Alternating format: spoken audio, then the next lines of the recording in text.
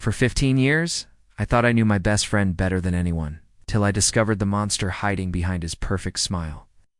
What I found destroyed everything we built, but saved innocent lives. My name is Alex, and I thought I knew my best friend better than anyone in the world, until the day I discovered the monster hiding behind his perfect smile. Marcus and I had been inseparable since we were 12 years old, meeting in 7th grade when his family moved to our small town of Riverside. I was the shy, bookish kid who got picked on for being too serious, and Marcus was the charismatic new student who seemed to light up every room he entered. When he chose me as his friend, it felt like winning the lottery. Marcus was everything. I wasn't. He was confident, charming, popular with girls, and had this magnetic personality that drew people to him like moths to a flame. He was also incredibly smart and ambitious, always talking about how we were going to conquer the world together when we grew up. He protected me from bullies, helped me come out of my shell, and made me feel like I mattered. By high school, we were known as the dynamic duo. I was the valedictorian, and Marcus was student body president. We got into the same college, roomed together for 4 years, and after graduation, we started a tech company together in Silicon Valley. Marcus handled the business side while I focused on development and engineering. Our friendship was the foundation of everything good in my life. We doubled it, went on vacations together, and planned to be each other's best man when we eventually got married. Marcus was like a brother to me, the one person in the world I trusted completely. Our company, Digital Horizon, took off faster than we'd ever imagined. Within 5 years, we had over 100 employees and were worth millions on paper. Marcus was the face of the company, charming investors, and landing major contracts, while I worked behind the scenes creating the technology that made it all possible. We were living the American dream, 2 kids from a small town who had made it big. In Silicon Valley, success changes people, and I started noticing subtle changes in Marcus around our 6th year in business. He became more secretive, more controlling about company finances, and increasingly paranoid about competitors trying to steal our ideas. He started working late more often, having private meetings that he didn't include me in, and making decisions about the company without consulting me first. When I confronted him about being left out of important business decisions, he brushed off my concerns. "Alex, you're the genius behind our technology," he would say with that winning smile. "Let me handle the business side. That's what I do best, remember?" I trusted him completely, so I didn't push the issue. I figured he was just trying to protect me from the boring aspects of running a company so I could focus on what I loved most, which was creating and innovating. Looking back, I should have seen the red flags. But when you've known someone for 15 years and they've never given you a reason to doubt them, you don't question their motives. The first real sign something was seriously wrong came when Sarah entered our lives. Sarah Chen was a brilliant software engineer we hired to help with a major project for a government contract. She was beautiful, brilliant, and shared my passion for technology and innovation. We started dating after working together for a few months, and I was happier than I'd ever been. Sarah was everything I dreamed of in a partner, and Marcus seemed genuinely happy for us. He welcomed her into our tight-knit group, invited her to company events, and treated her like the sister he'd never had. But I started noticing that Sarah seemed uncomfortable around Marcus when they were alone. She would make excuses to avoid being in meetings with just him, and she seemed tense whenever he was around. When I asked her about it, she said she was just intimidated by his position in the company and didn't want to say the wrong thing. I accepted her explanation because it seemed reasonable, but something about her body language around him bothered me. The truth began to unravel on a Friday evening in October. I'd been working late on a critical software update when I realized I'd forgotten my laptop charger in Sarah's office. The building was mostly empty, so I used my key card to get into her floor. As I approached her office, I heard voices inside, and assumed she was working late too. But when I got closer, I realized one of the voices belonged to Marcus, and they weren't discussing work. "You can't keep avoiding me, Sarah," I heard Marcus say, his voice taking on a tone I'd never heard before. Cold, menacing, completely unlike the warm friend I'd known for 15 years. What we had was special, and you know it. "We didn't have anything, Marcus," Sarah replied, and I could hear the fear in her voice. "You assaulted me." What you did was rape, and we both know it. The world stopped. I pressed myself against the wall outside her office, my heart pounding so hard I was sure they could hear it. This couldn't be real. Marcus, my best friend, my business partner, the man I'd trusted with everything, couldn't be a rapist. There had to be some misunderstanding. That's a very serious accusation, Sarah, Marcus continued, his voice now openly threatening, especially from someone whose visa status depends on her continued employment with this company. It would be a shame if there were suddenly budget cuts that required us to let you go. Are you threatening me? Sarah asked. I'm just pointing out the reality of your situation, Marcus replied. You're here on a work visa that we sponsor. Without this job, you'd have to leave the country within 30 days. And who would hire? Someone with a reputation for making false accusations against her employers. I felt sick to my stomach. This wasn't just sexual assault, it was blackmail and immigration fraud. The man I'd called my best friend for 15 years was a predator who was using his position of power to silence his victim. I could go to the police, Sarah said, but her voice lacked conviction. You could, Marcus agreed, but it would be your word against mine. I'm a respected businessman with no criminal record and dozens of character witnesses. You're a foreign national who some people might say was trying to use false accusations to secure her place in this country. Who do you think they'll believe? I heard Sarah start to cry, and that sound broke something inside me. This woman I loved was being terrorized by the person I'd trusted most in the world. And she'd been carrying this burden alone while trying to maintain a professional relationship with her attacker. Think very carefully about your next step, Sarah, Marcus said. Your entire future in this country depends on keeping our little misunderstanding between us. I'd hate to see you throw away everything you've worked for over a momentary lapse. In judgment, I heard his footsteps approaching the door and quickly ducked into a nearby bathroom. A few minutes later, Marcus walked past whistling cheerfully, the same tune he'd been humming since college. The casual nature of his mood after what I'd just witnessed was almost more disturbing than the threats themselves. I waited until I was sure he was gone, then went to Sarah's office. She was sitting at her desk with her head in her hands, shoulders shaking with silent sobs. When she looked up and saw me, the terror in her eyes was unmistakable. Alex, she said, quickly wiping her tears. I didn't know you were still here. Sarah, I said gently, closing the door behind me. I heard what just happened. The color drained from her face.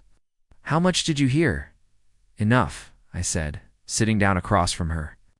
Enough to know that Marcus assaulted you and is now blackmailing. You two, keep quiet about it. She broke down completely then, and through her tears, she told me everything. Marcus had raped her 3 months earlier during a company retreat. She'd been working late in her hotel room when he'd shown up drunk, claiming he needed to discuss the project. When she tried to refuse him entry, he'd forced his way in and assaulted her. Afterward, he'd acted like nothing happened, but he'd been subtly threatening her job security ever since. I didn't know what to do, she sobbed. Nice. I'm here alone. My family is back in Taiwan, and my visa depends on this job. If I lose my position here, I lose everything. I'll have to go back home in shame, and my family will never understand why I threw away this opportunity. This isn't your fault, I told her, holding her hands. None of this is your fault. Marcus is a predator, and he's been using his power to silence you. But who would believe me over him, she asked. He's right about that. He's respected in the industry. He's charming. He has no criminal record. I'm just a foreign employee who could be seen as trying to manipulate the situation. That night, I didn't sleep at all. I kept thinking about all the times over the years when Marcus had made comments about women that I'd dismissed as harmless. His jokes about taking what you want and not taking no for an answer that I'd attributed to his confidence and charisma. I remembered women at parties who had seemed uncomfortable around him. Friends of friends who had made excuses to avoid him, colleagues who had seemed tense in his presence. How many other women had he hurt? How many other victims were out there? Too afraid to speak up because of his position and influence? I realized I had to make a choice. I could pretend I'd never heard the conversation and try to maintain the friendship that had been the cornerstone of my adult life. Or I could do the right thing and support Sarah, even if it meant destroying everything Marcus and I had built together. The decision should have been easy, But 15 years of friendship and shared history made it one of the most difficult choices I'd ever faced. Over the next few days, I started paying closer attention to Marcus's behavior and doing some discreet investigating. I looked into our company's hiring and firing patterns and discovered that we had an unusually high turnover rate among young female employees. I reached out to some of these former employees under the guise of networking, and what I learned made me sick. 3 different women told me about inappropriate advances from Marcus. 2 had been fired shortly after rejecting him officially for performance issues that seemed to appear out of nowhere. Another had quit abruptly after what she described as ongoing harassment that HR had failed to address properly. I realized that Sarah wasn't Marcus's first victim. She was just the latest in a pattern of predatory behavior that had been going on for years. He'd been using our company as his personal hunting ground, targeting vulnerable employees who couldn't fight back without risking their careers. The thought that I'd been unknowingly complicit in his crimes by building the business that gave him this power was overwhelming. I decided to confront Marcus directly. I arranged to meet him at his apartment on a Saturday evening, telling him I wanted to discuss some company business privately. When he opened the door with his usual friendly smile, I felt like I was looking at a stranger. "Alex, come in, he said, gesturing me toward his expensive leather couch. "Want a drink?" "I just opened a bottle of that whiskey we brought back from Scotland last year." "No thanks," I said, remaining standing. "I need to talk to you about Sarah." His expression didn't change, but I caught a flicker of something cold in his eyes. "What about Sarah? Is there a problem with her work?" "You know exactly what the problem is, Marcus," I said. "I heard you threatening her in her office last Friday." For a moment, his mask slipped completely, and I saw something in his face that I'd never seen before. Not just anger, but calculation. He was already figuring out how to handle this new threat to his carefully constructed image. "Alex, I think there's been a misunderstanding," he said, his voice taking on the smooth, reasonable tone he used with difficult clients. "Sarah and I had a business conversation that got a little heated. You know how stressful these government contracts can be? Cut the bullshit, Marcus," I said. "I heard you admit to raping her, heard you threaten her job, and her visa status to keep her quiet. I know what you are." His facade crumbled then, and for the first time in 15 years, I saw Marcus without his charming mask. What was underneath was cold, calculating, and utterly without empathy. "You don't know anything," he said quietly. "You've always been naive, Alex. You see the world the way you want it to be, not the way it actually is." "The way it actually is?" I asked. "You mean a world where you can rape women and blackmail them into silence?" He laughed, and the sound was nothing like the warm laughter I'd known for so many years. "You think this is about sex? This is about power. This is about taking what you want when you want it, something you've never understood because you're too weak to take anything. How many others have there been?" I asked. "How many women have you assaulted?" "Does it matter?" he replied with a shrug. "They all had a choice. They could have said no and dealt with the consequences. They chose to stay quiet because their careers were more important to them than their principles." The casual way he dismissed his victim's trauma was breathtaking. This wasn't someone who had made a terrible mistake or lost control in a moment of weakness. This was a predator who had been systematically abusing his power for years, and he felt no remorse whatsoever about it. "I'm going to the police. I told them Sarah's going to press charges, and I'm going to make sure everyone knows what kind of person you really are." Marcus studied me for a long moment, and I could see him calculating his options. "That would be a mistake, Alex," he said finally. "A very costly mistake." "Is that a threat?" "It's a reality check," he replied. "Do you know who really owns the majority stake in our company?" "Me. Those contracts you've been so proud of, those patents you think belong to both of us, they're all in my name. You've been working for me for the past 6 years, not with me." I felt like he'd punch me in the stomach. "That's impossible. We started this company together. We're equal partners." "Check the paperwork, Alex," he said with a cold smile. "While you've been focused on your precious technology, I've been restructuring our business arrangements. You own 12% of Digital Horizon. I own 88%. If you try to destroy me, you'll destroy yourself in the process." He pulled out a folder from his desk and threw it on the coffee table. Inside were legal documents showing exactly what he'd described. Somehow, over the years, he'd been manipulating our business structure to consolidate power in his hands, while I'd been obliviously focused on the technical side of our operations. I asked, staring at the documents in disbelief. How did you do this without me knowing? You signed everything I put in front of you, he said. Corporate restructuring, tax optimization, investor agreements. You trusted me to handle the business side, remember? You never read the fine print because you trusted your best friend. I realized then that Marcus had been playing a long game for years. While I'd thought we were building something together as equal partners, he'd been systematically stealing the company from me, preparing for the day when he might need leverage to protect himself from exposure. Here's what's going to happen, he continued. You're going to convince Sarah that pressing charges would be a mistake. You're going to help her understand that making accusations against me would not only destroy her career, but yours as well. And then you're going to keep your mouth shut and continue being my brilliant but naive business partner. And if I refuse, I asked, then I'll fire you, sue you for breach of contract, and make sure you never work in tech again, he said.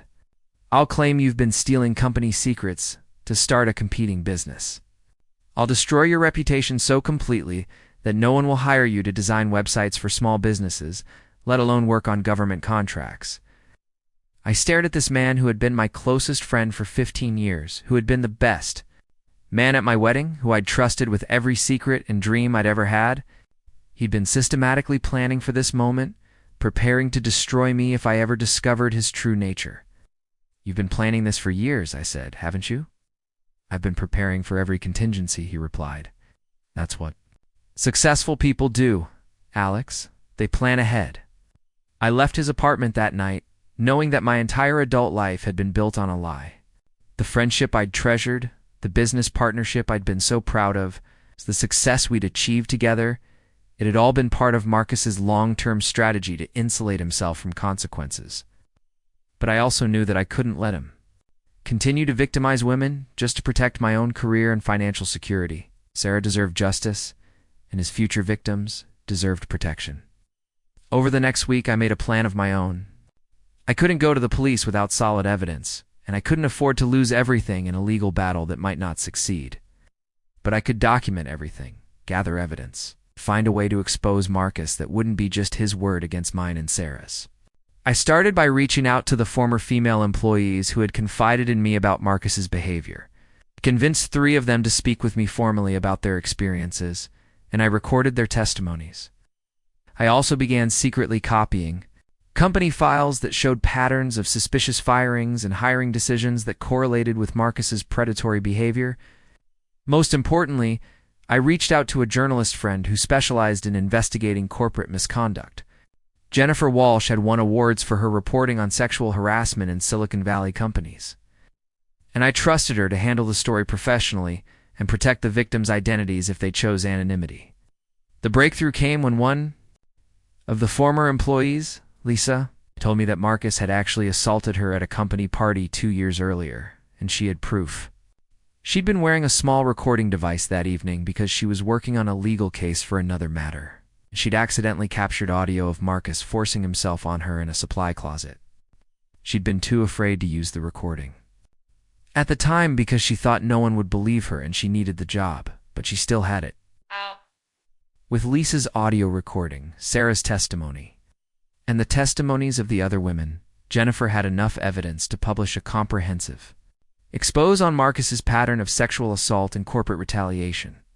We planned to publish the story on a Friday morning when it would get maximum attention and Marcus wouldn't have time to manipulate the news cycle over the weekend. The night before the story was scheduled to run, I called Marcus and told him that I needed to see him immediately about an urgent company matter. When he arrived at my apartment, I showed him a preview copy of Jennifer's article. Tomorrow morning, this story goes live, I told him. Every major news outlet is going to pick it up. Your victims are going on record with their names and faces, and the audio recording of you assaulting Lisa is going to be played on every cable news show in America. Marcus's face went through a series of expressions, from shock to anger to calculation.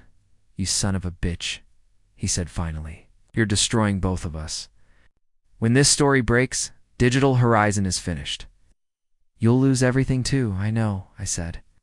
But it's worth it to stop you from hurting anyone else. Those women were willing participants who changed their minds later, he said desperately. This is a hit job, and everyone will see through it.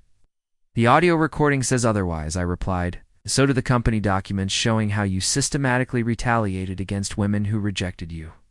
Marcus stared at the article for a long time, probably trying to figure out if there was any way to stop its publication or minimize the damage. Finally, he looked up at me with something approaching his old smile, but it was twisted and bitter. Now, you always were too idealistic for your own good, Alex, he said. You're throwing away everything we built for a bunch of women who couldn't handle the real world.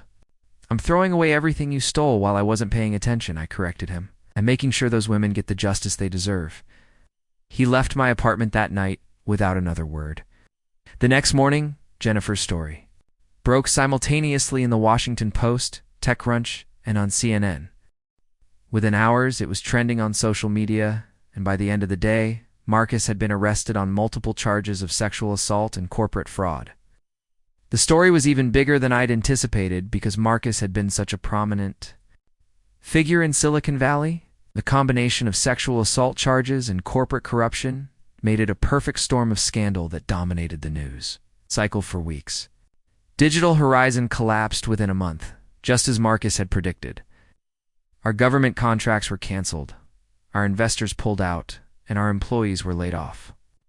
I lost everything I'd worked for over the past 6 years, but I didn't regret it for a second. Sarah was granted asylum based on her status as a witness in a federal criminal case, which protected her from deportation while the legal proceedings continued. She eventually received a job offer from Google, partly because of the publicity surrounding her courageous decision to come forward against Marcus. The other victims also found new opportunities, supported by a tech industry that was finally starting to take sexual harassment seriously. Marcus was ultimately convicted on 4 counts of sexual assault and sentenced to 12 years in prison. The corporate fraud charges resulted in additional fines and restitution payments to the victims. His fall from respected businessmen too. Convicted felon was swift and complete, covered extensively by the same media outlets that had once celebrated his success. As for me, I spent a year rebuilding my reputation and my finances. I started freelance consulting while looking for a permanent position, and eventually landed a job at a nonprofit that develops technology solutions for social justice organizations. It pays less than what I made at Digital Horizon, but the work is meaningful and the environment is healthy. Sarah and I stayed together through all of this, and our relationship actually grew stronger under the pressure. We got married 2 years after Marcus went to prison, and she walked down the aisle, wearing a dress paid for with money from the civil settlement she'd received from Digital Horizon's bankruptcy proceedings. Jennifer Walsh won a Pulitzer Prize for her investigation into sexual harassment in Silicon Valley, using Marcus's story as the centerpiece of a broader examination of how powerful men in tech had been abusing their positions for years. Her reporting led to criminal charges against several other executives and ultimately contributed to long overdue changes in how the industry handles sexual misconduct. 5 years after Marcus was sentenced, I received an unexpected letter from him in prison. I almost threw it away without reading it, but curiosity got the better of me. The letter was handwritten, which surprised me because Marcus had always prided himself on his technological sophistication. Alex, it began, I know you probably don't want to hear from me, but I've had a lot of time to think about what happened between us. I understand why you did what you did, even though it destroyed both our lives. You always were more principled than me. I want you to know that I don't blame you for my situation. I blame myself for not being smarter about covering my tracks. The women, the business manipulation, the threats, that was all just business to me. But losing your friendship, that was personal. You were the only real friend I ever had, and I threw that away for temporary power over people who didn't really matter. I know it's too late for forgiveness, but I wanted you to know that I finally understand what I lost when I lost you. Hope you're happy, Alex. I hope you found something better than what we had. Marcus. I read the letter several times, trying to figure out how I felt about it. There was no real apology for his crimes, no acknowledgement of the trauma he'd caused his victims. Even in prison, facing the consequences of his actions. Marcus still saw his assaults as business and his victims as people who didn't really matter. But there was something in the letter that felt genuine about his regret over our friendship. Not remorse for what he'd done, but sadness about what he'd lost, in a strange way that made it worse. It meant that Marcus was capable of caring about someone, of valuing a relationship, of feeling loss when it was gone. He'd just chosen to reserve those human emotions for one person while treating everyone else as objects to be used and discarded. I never responded to the letter, and I never heard from him again. Sometimes I wonder if he learned anything meaningful from his time in prison, if he ever developed genuine empathy for his victims, if he ever understood the true magnitude of the harm he'd caused. But mostly, I try not to think about Marcus at all. Today, Sarah and I have 2 children, a daughter named Hope and a son named Justice. The names weren't chosen to make a statement about our experiences with Marcus, but because we wanted our children to grow up with values that would guide them toward making the right choices, even when those choices are difficult. We tell them age-appropriate versions of our story, about the importance of standing up for people who can't stand up for themselves, about how real friendship means supporting someone even when it costs you everything, about how doing the right thing isn't always easy, but it's always worth it. I think about the friendship I lost with Marcus sometimes, mourning not the man he turned out to be, but the man I thought he was for 15 years. That version of Marcus, the loyal friend who protected me from bullies and encouraged my dreams and celebrated my successes, that person never really existed. He was a carefully constructed facade, designed to hide a predator who was using me to build the platform for his crimes. But the loss still feels real, because the emotions I had for that fictional version of Marcus were genuine. Sometimes the people we trust most are the ones who hurt us deepest, not because they know us best, but because they've spent the most time learning how to manipulate us. Marcus used 15 years of friendship to lower my guard, to make me complicit in his crimes without my knowledge, to position himself so that exposing him would cost me everything I'd worked for. The betrayal wasn't just personal, it was strategic. In the end, though, I learned something valuable about myself and about what real friendship means. A real friend doesn't ask you to be complicit in harming innocent people. A real friend doesn't manipulate you or lie to you or use your trust against you. A real friend doesn't make you choose between loyalty and morality, because a real friend would never put you in that position in the first place. Sarah understands this in a way that most people can't, because she lived through her own version of Marcus's manipulation. She knows what it's like to be threatened and gaslit by someone who presents themselves as trustworthy and successful and admirable. She knows what it's like to be afraid that no one will believe you when you try to tell the truth about someone everyone else respects. We built our marriage on a foundation of radical honesty, of supporting each other even when it's difficult, of believing each other, even when the truth is hard to accept. We promised each other that we would never have to choose between protecting ourselves and protecting each other, that we would face whatever challenges came our way as a team. It's a different kind of partnership than what I thought I had with Marcus, because it's based on genuine equality and mutual respect, rather than manipulation and hidden agendas. Looking back, I can see that losing Marcus's friendship was actually the best thing that ever happened to me, even though it was the most painful thing I'd ever experienced at the time. It forced me to examine what I really valued, what kind of person I wanted to be, what kind of relationships I wanted to have. It taught me the difference between loyalty and complicity, between friendship and enablement, between trust and naivety. Most importantly, it showed me that I was capable of doing the right thing even when it cost me everything, which gave me a sense of self-respect that no amount of business success could have provided. Sometimes the most devastating betrayal leads to the most important growth, not because the betrayal was good, but because surviving it shows you who you really are and what you're truly capable of. Marcus thought he was destroying me when he revealed how he'd manipulated our business, relationship, and stolen the company from under me. But actually, he was freeing me from a life built on lies and enabling me to build something authentic and meaningful. The man who I thought was my best friend turned out to be my greatest enemy, but defeating him turned out to be my greatest victory. My younger brother stole my girlfriend, and my parents told me to suck it up. Years later, they came crawling back, broke and desperate, because he stole from them too. And I let them drown in the mess they chose over me. They always said he was the golden boy. Danny, my younger brother, the miracle child, the one who finally made our family whole, according to Mom. That was code for the one we actually love. I was the firstborn. It's a mistake they were too polite to say out loud. I learned early how to feed myself, walk myself to school, entertain myself. While they were busy babying Danny, I was just there, always just there. If I got a B, they asked why it wasn't an A. If Danny got a C, they said, "At least you tried, sweetie." But I made peace with it, or at least I thought I did. Told myself life would balance it out. I'd make something of myself, and they'd see. Then I met Emily. God, Emily was like sunlight. Funny, smart, sharp as a blade. We met at a work mixer, and from day one, she made me feel seen. I told her things I'd never told anyone. She said I had a depth most people were scared to dive into. We moved in together after a year. For the first time in my life, I felt like I mattered. Like maybe I wasn't the forgettable son, the background character in my own family.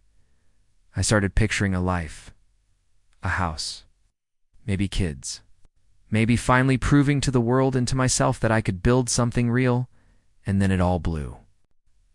I came home early that Friday. It was raining and I forgot my umbrella at the office. My phone had died during a long client call, so I couldn't even shoot her a text.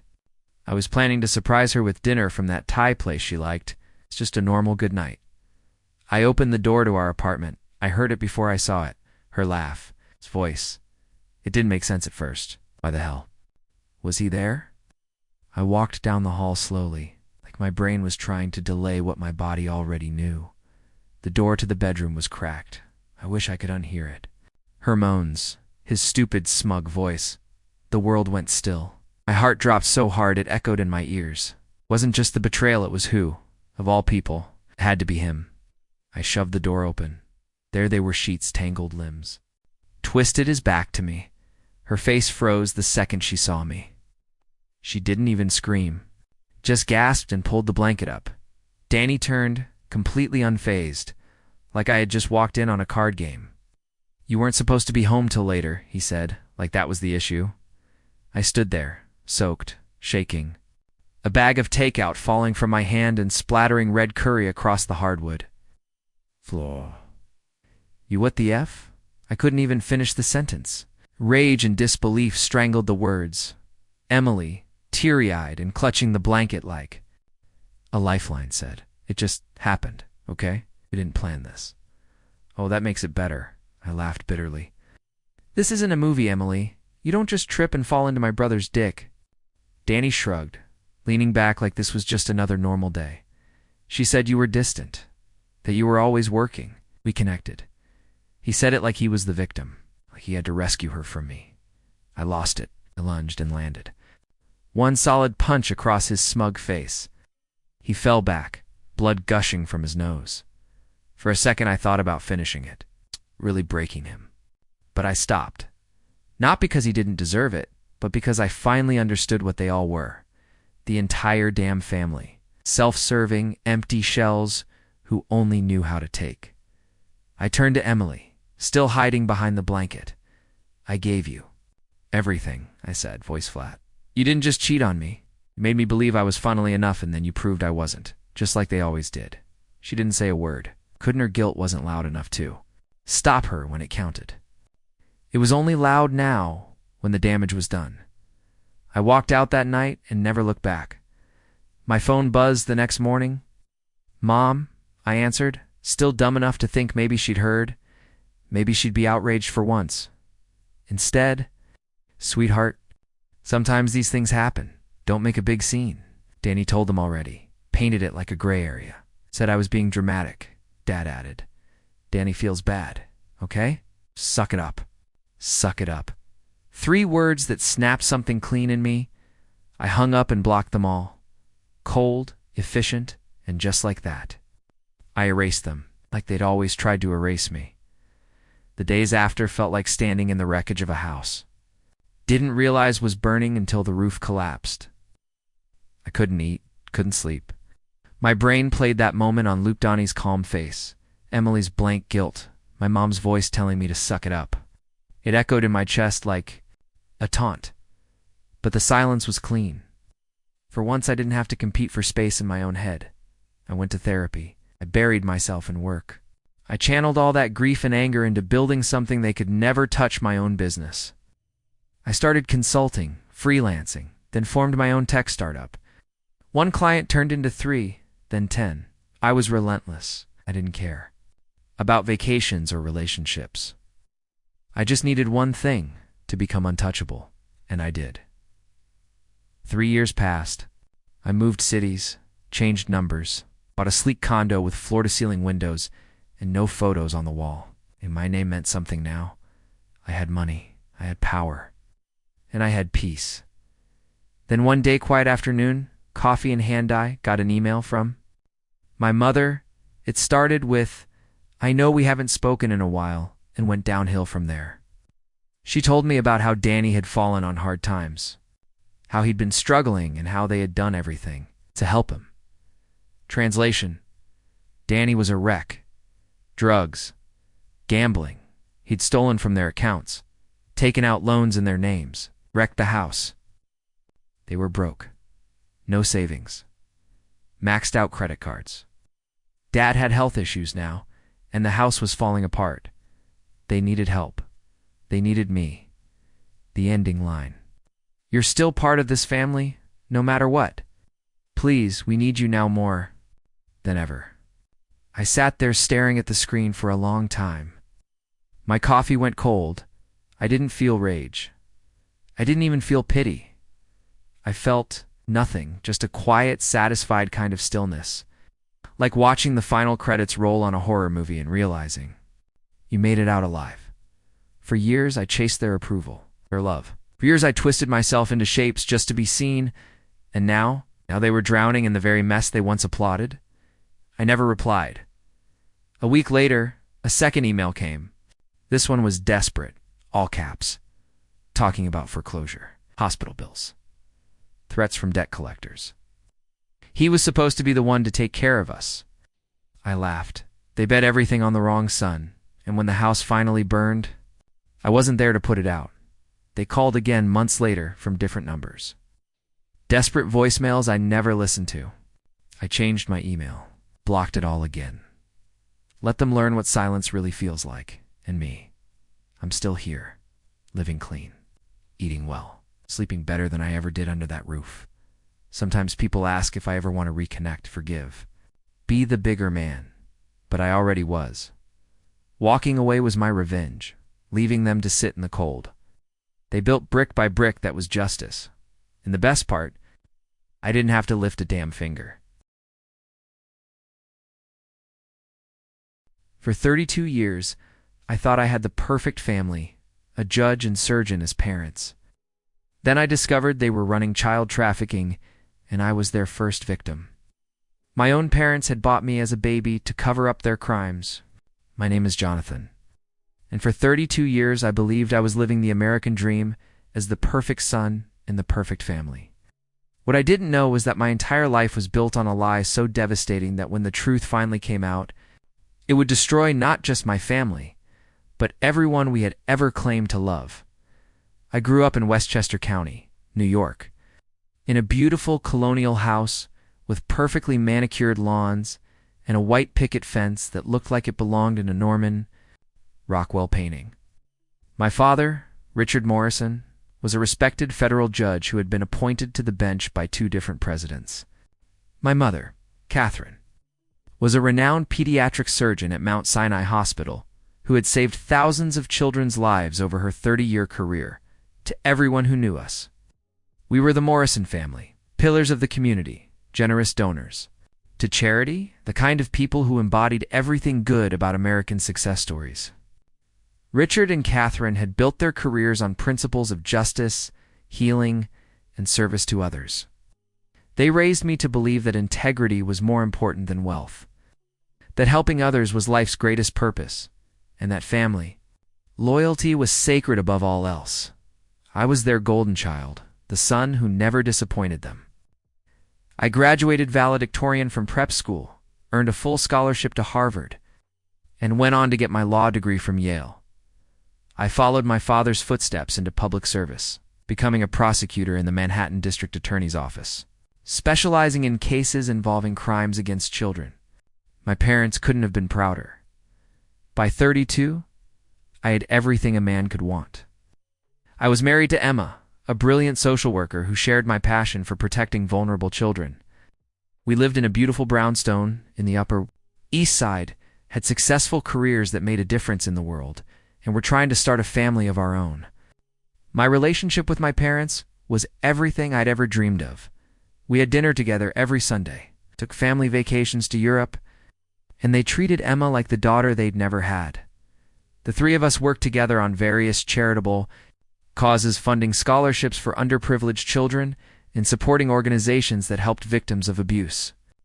My father would often say that helping children was the family business, and I felt proud to be carrying on that tradition in my work as a prosecutor. Everything changed on a Tuesday morning in October when a case file landed on my desk that would shatter everything I thought I knew about my family and myself. The case involved a child trafficking ring that had been operating in New York for over 25 years. Federal agents had finally broken up the network and arrested dozens of people involved in buying, selling, and abusing children. As the prosecutor assigned to the case, my job was to build the strongest possible charges against these monsters who had destroyed so many innocent lives. I'd prosecuted child abuse cases before, but nothing had prepared me for the scope and sophistication of this operation. The traffickers had been running what appeared to be legitimate adoption agencies and foster care facilities, but were actually fronts for selling children to wealthy clients who wanted to abuse them without consequences. The more I dug into the evidence, the sicker I became. These weren't just random criminals. They were respected members of society. Business leaders, politicians, judges, doctors, people who used their positions of trust and authority to access vulnerable children and then cover up their crimes. 3 weeks into my investigation, I was reviewing financial records when I noticed something that made my blood run cold. One of the largest donors to these fake adoption agencies, someone who had contributed over $2 million over the past 20 years, was listed as Morrison Family Trust. My first thought was that it had to be a coincidence. Morrison was a common name, and there were probably dozens of Morrison Family Trusts in New York. But when I cross-referenced the tax ID number, my world collapsed. It was our trust. The charitable foundation my parents had established when I was in college. I stared at the documents for what felt like hours, trying to find some innocent explanation. Maybe my parents had been deceived. Maybe they'd donated to what they thought were legitimate children's charities without realizing they were funding something horrible. My parents were good people, devoted their lives to helping others. There had to be some mistake, but as I kept digging, the evidence became impossible to ignore. The donations weren't one-time gifts to organizations they'd been fooled by. They were regular, substantial payments made directly to the traffickers over more than 2 decades. The money had been used to purchase children to pay off officials who looked the other way and to fund the network that had destroyed hundreds of young lives. I felt physically sick as I realized what this meant. My parents, the people I loved and respected more than anyone in the world, weren't just donors to this network. They were customers.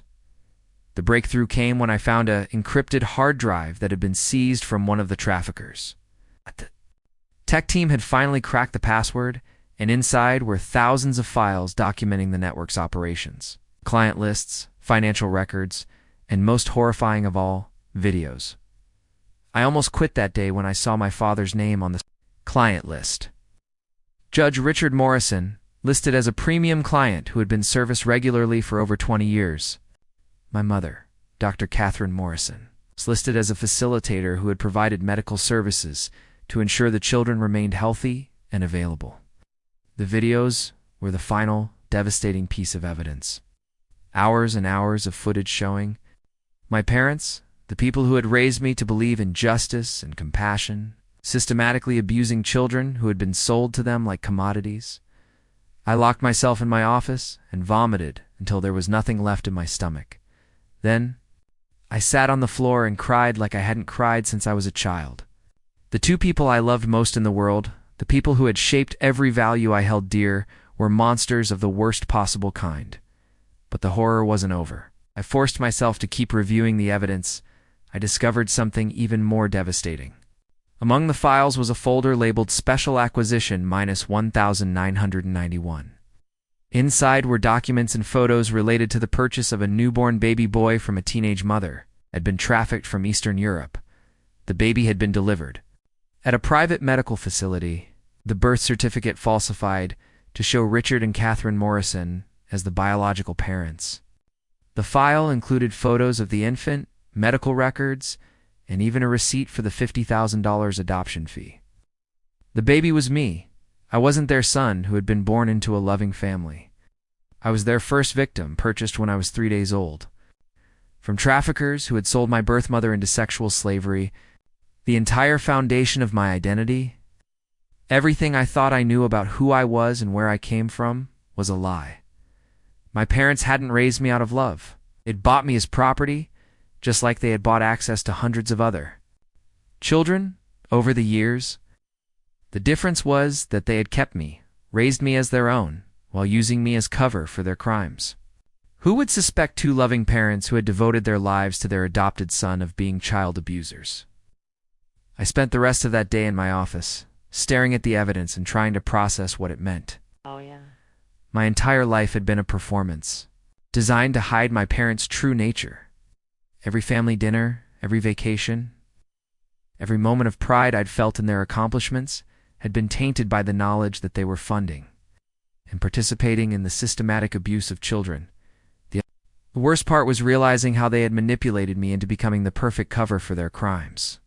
By raising me to be a prosecutor specializing in crimes against children, they had ensured that no one would ever suspect them, would believe that the parents of a crusading prosecutor could be involved in child trafficking. I had unknowingly become their most valuable asset, not because they loved me, but because my career and reputation protected them from suspicion. That night, I went home to Emma and tried to act normal while my world was falling apart. She could tell something was wrong, but I couldn't find the words to explain what I'd discovered. How do you tell the person you love that your entire life is a lie, that the people who raised you are monsters, that you yourself might be complicit in their crimes? Over the next few days, I continued building the case while struggling with the most difficult decision of my life. I could include my parents in the charges and destroy not only them but myself and Emma in the process. Or I could find a way to exclude them from the prosecution and let them continue destroying children's lives. The moral choice was clear, but the personal cost was overwhelming. Prosecuting my parents would mean admitting that I had been unknowingly complicit in their crimes for years. It would mean destroying my career, my marriage, and my entire sense of self. It would mean accepting that everything I thought I knew about love, family, and my own identity was a carefully constructed lie. But I kept thinking about all the children whose lives had been destroyed by the network my parents had funded and participated in. I thought about my birth mother, sold into slavery so that my parents could purchase me as their cover story. I thought about every case I'd prosecuted, every victim I'd promised to fight for. And I realized that I couldn't let my personal pain prevent me from seeking justice. I made copies of all the evidence relating to my parents and took them to my supervisor, District Attorney Patricia Wells. Patricia had been a mentor to me for years, someone I respected enormously and who had always supported my career. "Patricia," I said, sitting across from her in her office, "I need to recuse myself from the trafficking case. There's a conflict of interest I just discovered." She looked at me with concern. "What kind of conflict, Jonathan?" "You're our best prosecutor for these kinds of cases." I handed her the file. "My parents are two of the primary defendants." Patricia's face went through a series of expressions as she reviewed the evidence.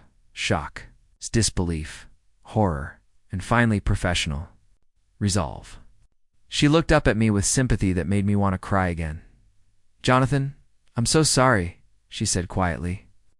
"I can't imagine what you're going through right now. I want them prosecuted to the fullest extent of the law, I told her. Care that they're my parents. I don't care what this does to my career or my life. These children deserve justice, and I won't be the reason they don't get it. Patricia assigned the case to another prosecutor, but she asked me to stay involved. As a consulting attorney, since I knew the evidence better than anyone, it was torture, helping to build the case against my own parents. But I knew it was the right thing to do. The hardest part was the moment we arrested them. Federal agents went to their house on a Sunday morning while they were getting ready for church. I wasn't there for the arrest, but I watched the news coverage from my apartment. Seeing my parents led away in handcuffs while neighbors and reporters watched in shock, the media coverage was brutal. Federal judge and renowned surgeon arrested in child trafficking ring. Perfect family's dark secret. Prosecutors' parents charged with decades of child abuse. Every news outlet in the country covered the story of the respected Morrison family's fall from grace. My phone rang, constantly with reporters wanting comments, colleagues expressing shock and sympathy, and friends trying to understand how I could have been so blind to my parents' true nature. The implicit question in everyone's voice was the same. How could you not have known? Emma stood by me through the initial shock. But as the details of the case became public and the media attention intensified, the strain on our marriage became unbearable. She never said it directly, but I could see the doubt in her eyes. Could someone live with monsters for 32 years and never suspect anything? The trial lasted 6 months and was covered extensively by every major news outlet. My parents' defense team tried to portray them as victims of blackmail, claiming they had been forced to make donations to the trafficking network but had never directly participated in abuse. But the evidence was overwhelming, including the videos that showed them both actively participating in the systematic abuse of children. The most devastating moment of the trial came when the prosecutor presented evidence about my own adoption. The courtroom was silent as she explained how my parents had purchased me from traffickers and falsified documents to hide the transaction. I sat in the gallery, listening to the clinical details of how I had been sold like a piece of property, and felt like I was watching someone else's life being dissected. My parents never looked at me during the trial. When they were finally allowed to make statements before sentencing, neither of them offered any apology or explanation for their crimes. My father simply said that he regretted that his private activities had become public. My mother said nothing at all. They were both sentenced to life in prison, without the possibility of parole. As they were led away, my father finally looked at me for the first time since the trial began. I expected to see remorse, or at least some acknowledgement of the pain he had caused me. Instead, I saw anger. He was furious with me for exposing him, for choosing justice over family loyalty. In that moment, I realized that he had never loved me at all. I had been nothing more than a useful tool to him. And now that I had outlived my usefulness, I was just another enemy to be discarded. Aftermath of the trial was almost as difficult as the trial itself. Emma and I divorced 6 months later. She said she still loved me, but couldn't handle the constant media attention and the questions about how much. I had known about my parents' crimes. Our dreams of starting a family together died along with our marriage. I was forced to resign from the district attorney's office because my association with the case had become too much of a distraction. No other prosecutor's office would hire me, partly because of the media attention, but mostly because of the questions about my judgment and awareness. How could they trust someone who had lived with child traffickers for 3 decades without noticing I lost my house, my career, my marriage, and my entire sense of identity? I was 33 years old and had to start my life completely over, with no family, no support system, and a last name that was synonymous with child abuse. 4. A year after the trial, I barely functioned. I lived in a small apartment in Queens, worked temporary jobs to pay rent, and tried to figure out who I was supposed to be now that everything I thought I knew about myself had been revealed as a lie. The lowest point came when I was contacted by a private investigator who had been hired by some of the trafficking victims' families. They wanted to sue me personally, claiming that I had been negligent in not detecting and reporting my parents' crimes sooner. The lawsuit argued that as a prosecutor specializing in child abuse cases, I should have recognized the signs of my parents' criminal activity. The lawsuit was eventually dismissed, but not before it consumed what little savings I had left and destroyed any remaining hope I had of rebuilding my legal career. The judge ruled that I couldn't be held liable for crimes I had no knowledge of. But the damage to my reputation was permanent. It was during this dark period that I was contacted by Maria Santos, a social worker who specialized in helping trafficking victims rebuild their lives. Maria had been following my story and understood something that most people didn't. I was as much a victim of my parents' crimes as anyone else they had abused. "You were their first victim," she told me during our first meeting. "They stole you from your birth family, erased your identity, and used you as cover for decades of crimes. The fact that they treated you differently than their other victims doesn't mean they didn't victimize you." Working with Maria, I began to understand the psychological manipulation I had been subjected to my entire life. My parents had raised me to be the perfect son, not out of love, but as part of an elaborate scheme to protect themselves from detection. Every value they had instilled in me, every career choice they had encouraged, had been designed to serve their needs rather than mine. The therapy was painful but necessary. I had to grieve not just for the parents I thought I had, but for the entire childhood I had believed was real. I had to accept that my birth family, whoever they were, had been stolen from me, and that I would probably never know my true origins or identity. But slowly, I began to rebuild. With Maria's help, I found work with a nonprofit organization that helped trafficking victims navigate the legal system. It wasn't the prestigious career I had once had, but it felt meaningful in a way that my old job never had. I was finally doing work that wasn't tainted by my parents' manipulation. I also began speaking publicly about my experiences, both as a way to help other victims and to reclaim some control over my narrative.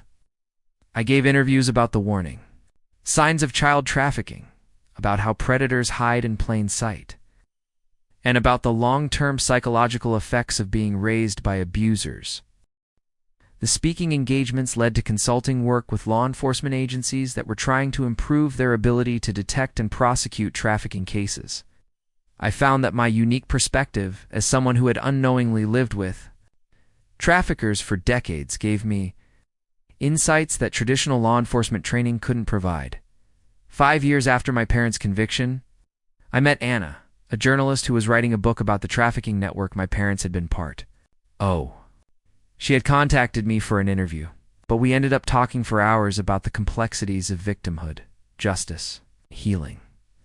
Anna understood something that most people didn't, that being a victim doesn't make you weak, and that seeking justice doesn't require you to be motivated by hatred. She had covered dozens of stories about people who had survived terrible circumstances and found ways to build meaningful lives afterward.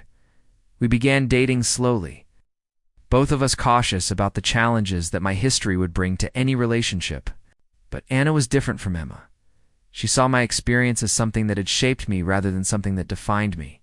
She loved me, not despite my past, but because of the person I had become as a result of surviving it. We were married 2 years ago, in a small ceremony attended only by close friends and colleagues. Anna took my last name, something that surprised many people, given its association with my parents' crimes. But she said she wanted to help me reclaim it, to show the world that Morrison could be associated with justice and healing rather than abuse and manipulation. Today, an organization that provides support services to trafficking victims and their families, we help survivors navigate the legal system, connect with mental health services, and rebuild their lives after trauma. The organization is funded partly by the restitution payments that were seized from my parents' assets and partly by donations from people who believe in our mission. I've also written a book about my experiences, partly as a form of therapy, but mostly as a way to help other people recognize the warning signs of trafficking and abuse. The book has been used by law enforcement agencies, social workers, and prosecutors to better understand how sophisticated predators operate and how they hide in plain sight. The most rewarding part of my work now is helping other survivors understand that they're not responsible for the crimes committed against them, Even when those crimes involved manipulation and deception that lasted for years, I meet people who blame themselves for not recognizing their abuser's true nature, for not escaping sooner, for not protecting other victims. I tell them what Maria told me. Recognizing abuse when you're in the middle of it is nearly impossible, especially when the abusers are people you love and trust. I tell them that survival is an accomplishment, not a failure, and that building a meaningful life after trauma is a form of victory that their abusers never wanted them to achieve. Anna and I are expecting our first child next month, a daughter. We're planning to name Hope. The pregnancy has brought up complicated emotions about family, inheritance, and what it means to break cycles of abuse. But it's also filled me with excitement about the opportunity to give a child the kind of genuine, healthy love that I never received. I think about my birth mother sometimes, wondering who she was and what happened to her after my parents purchased me. I've tried to find information about her through the trafficking investigation, but the records from that time period are incomplete, and many of the people involved are dead or in prison. I may never know my true origins. But I've made peace with that uncertainty. My identity isn't determined by where I came from, but by who I choose to be and how I choose to use my experiences to help others. I still struggle with the knowledge that I spent 3 decades unknowingly living with monsters that I prosecuted, crimes similar to the ones my parents were committing. That I built my entire career on principles they were systematically violating. But I've learned that you can't heal from trauma by blaming yourself for not recognizing it. Sooner, my parents destroyed hundreds of children's lives over the course of their criminal careers. They stole my identity and used me as a tool to protect themselves from consequences. They took away my chance to know my birth family and my true heritage, but they didn't destroy me. Despite their manipulation, despite the lies and abuse, I became someone who genuinely cares about protecting vulnerable people, not because they raised me that way, because something in me, something they couldn't touch or control, chose to value justice and compassion. In the end, it's the most complete victory I could have over them. They tried to create that perfect son who would protect them from consequences. But instead, they created someone who would ultimately expose them and spend his life helping their victims heal. Sometimes the worst betrayal leads to the most meaningful purpose. Not because the betrayal was good, because surviving it shows you what really matters and who you truly want to be. My name is Jonathan Morrison. I'm not the son of monsters. I'm a survivor who chose to build something beautiful from something horrible, and that choice belongs entirely to me.